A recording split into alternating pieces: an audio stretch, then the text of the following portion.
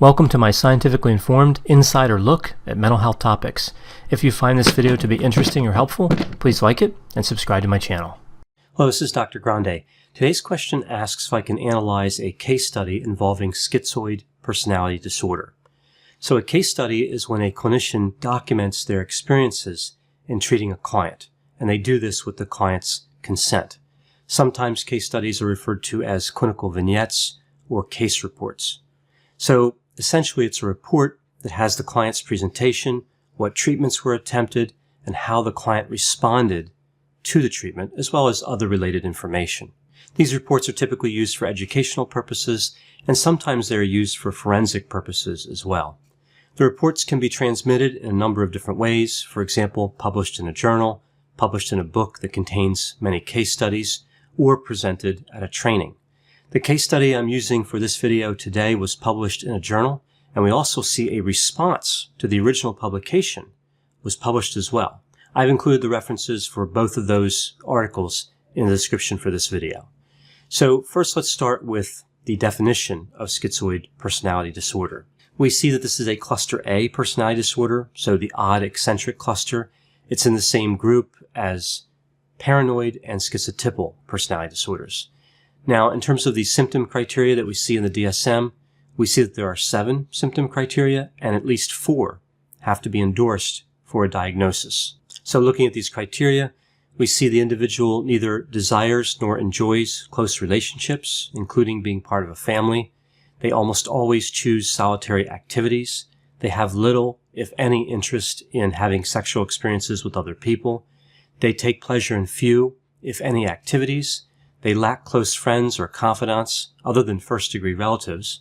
They appear indifferent to praise or criticism, and they show emotional coldness. So they appear to be detached and have a flat affect. The 5-factor model personality profile associated with this disorder would be a high level of openness to experience, low conscientiousness, low extroversion, low agreeableness, and low neuroticism. So we see that this disorder is conceptualized as somebody really being indifferent, unresponsive to social stimuli, detached, being a loner, being self-sufficient, a tendency to be passive. We see a rigid and persistent resistance to exterior influences and an unwillingness to make changes. So it's not surprising that many people with this disorder are resistant to psychotherapy. They don't like to come into therapy, and they don't seem to necessarily benefit from it too often. Because of this, not a lot of clinicians have experience treating schizoid personality disorder. So what are the risk factors for the development of the disorder? Well, being male, having extremely low extroversion, a history of schizophrenia or schizophrenia-like symptoms in family members, a parental lack of affection, and parental hostility. So before I get into the actual clinical vignette, I want to point out something important about this particular case. This case was presented as an example, of course, of schizoid personality disorder, but when looking at the details of the vignette, the clinical picture becomes much more murky, and I'll expand on this more after I talk about the actual case. With all case studies, names are changed and some details are changed to protect identities. So the client in this clinical vignette is a 41-year-old male. I'll refer to him as Bruce. He was brought into treatment by his priest and other members of his religious community. The first time he was treated for mental health symptoms was 15 years before he came into treatment, before he came into the treatment that was documented here in this report. So Bruce's primary complaint was that he had feelings of depression that he had been coping with for about 6 months. He also had feelings of frustration, obsessive ideas regarding a recent relationship failure, limited suicidal ideation, and depersonalization. In session, he manifested anger outbursts and made threats directed at other people he blamed for his situation. So we see he's demonstrating a lot of emotionality, and already this kind of strikes me as unusual for what we typically see with schizoid personality disorder. Now, Bruce appeared to have a disregard for his personal hygiene. He had poor eating habits. He also didn't manage his financial responsibilities well. He was having some trouble with being absent at work, and he had missed a full semester of his college classes. Now, looking a bit at his early history, we see Bruce's mother was a single 30-year-old art teacher when she had him. She was never involved in raising him. Instead, he was brought up by his grandparents. Bruce never met his father. He described his mother as lacking any affection or care for him. He also indicated that she was dreamy, which kind of relates to openness to experience, introverted, passive, and lacked emotions. He seemed to have a good relationship with his grandmother, but she died when he was only 7 years old. So his grandfather really played a key role in his upbringing. He also had an uncle on his grandmother's side that was influential in his early development.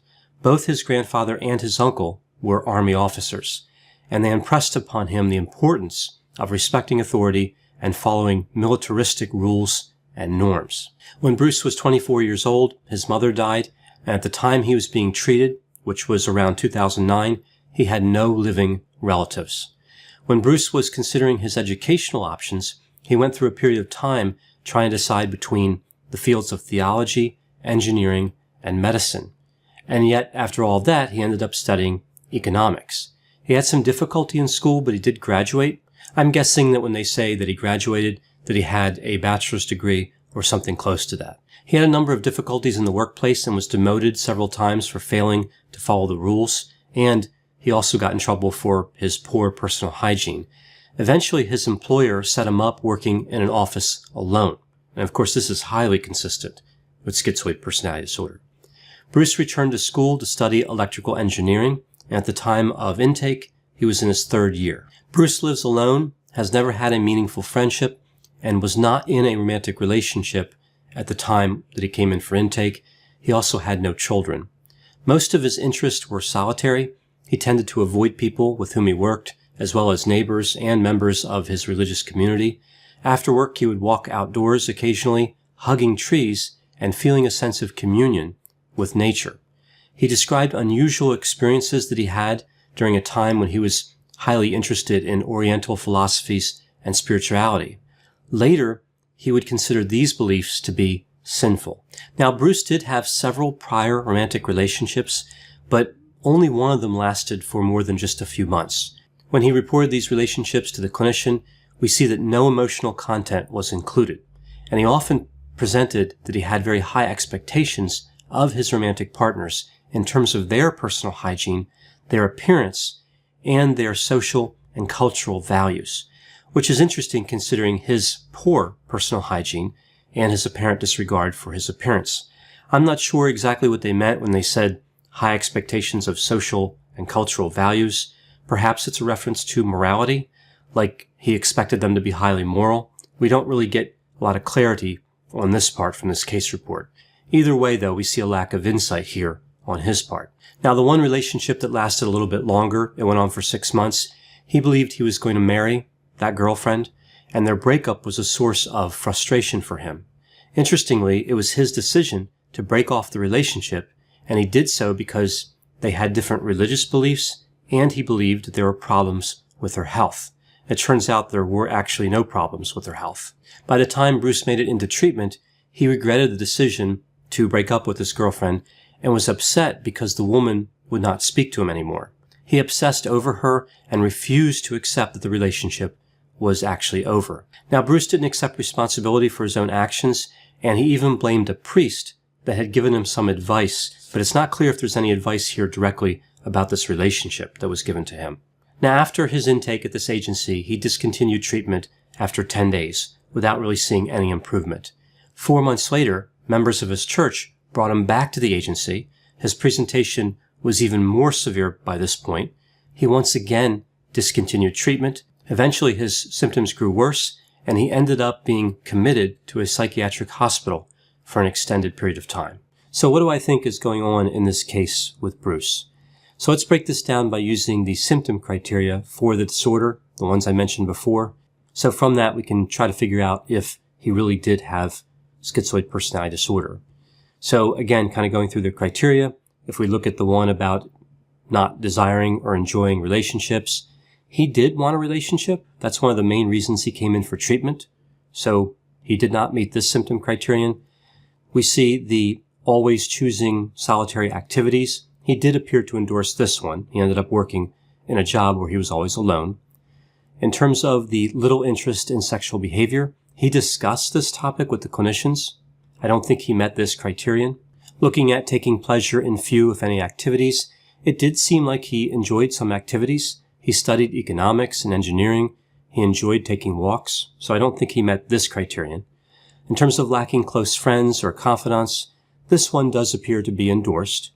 Appearing to be indifferent to the praise or criticism of others, I'm not convinced he really meets this criterion. We don't see a lot of information specifically about this criterion in the case report. And then the last criterion, being emotionally cold and detached.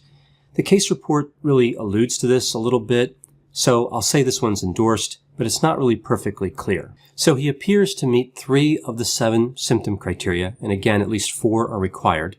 I suppose an argument could be made that there's another criterion that's met here, but if I had to say one way or the other, I would probably lean on the side of no. He doesn't seem to have schizoid personality disorder. He certainly has schizoid personality features. He also did seem to kind of lack a direction when it came to certain goals, which is consistent with schizoid personality disorder. It's not one of the symptom criteria, but again, it seems to be associated with the disorder. But even still, again, I'm not actually convinced he had the disorder.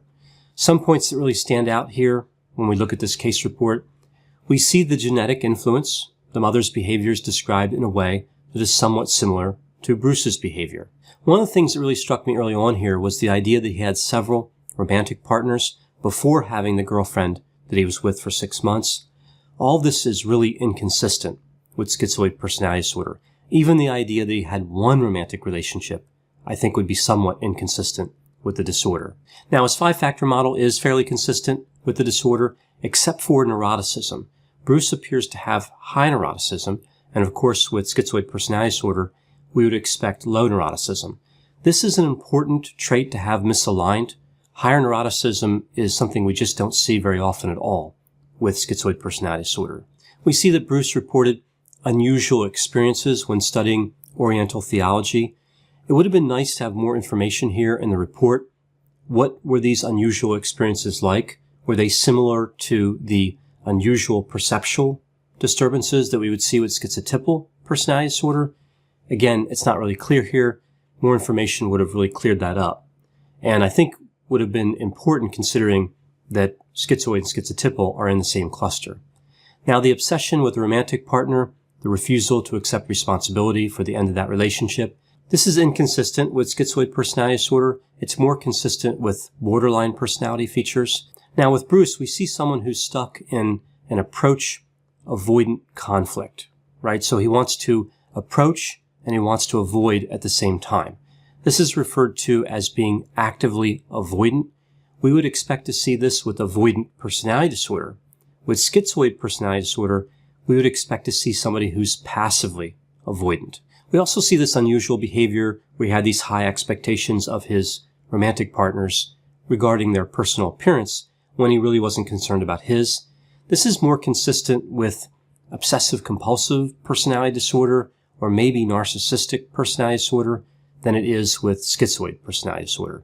Now, whenever reviewing a case report, it's always important to keep in mind the potential bias that the clinicians making the report may have had. So what I mean by that is it's not clear to what extent the clinicians who are making the report saw a few schizoid personality features, and that really formed their lens, which distorted their interpretations of his behavior from that point on. So another way of putting this would be that they may have developed confirmation bias. They theorized that they were seeing schizoid personality disorder, and they found evidence that supported that. I don't know if that's the case here, of course. It's just something to be on the lookout for whenever looking at a case study. Now, there was some indication that he might have obsessive-compulsive personality disorder in addition to or instead of schizoid personality disorder. For example, we see the strong influence of the grandfather and the uncle who strictly followed rules and made sure that he followed rules too. We see this obsession with perfectionism, failing to tolerate the flaws of romantic interest. We see breaking up with the girlfriend partially because of a difference in religion. Now, I know this happens fairly often, and it doesn't mean somebody has OCPD, of course, but it could still point to obsessive-compulsive personality features depending on how it's framed. If he looked at the girlfriend's religious beliefs as violating rules that could not be broken, like if he had this idea that her religious beliefs were evil, that would point a little bit more toward OCPD as opposed to just looking at the religious beliefs as incompatible. Bruce also seemed to be stubborn and rigid in his thinking, again refusing to accept that his girlfriend rejected him, so that points a little bit toward OCPD. So this is a complex case, and that's actually indicated in the title of the article. The clinicians who wrote this report recognized how complex it was. Whenever you're dealing with case studies, you always really have the same limitations. Am I seeing a complete record of what happened with all the treatment and everything else? Of course not. That can never happen. That would be hundreds of pages to report that. Am I seeing enough to get a clear clinical picture? It's hard to tell.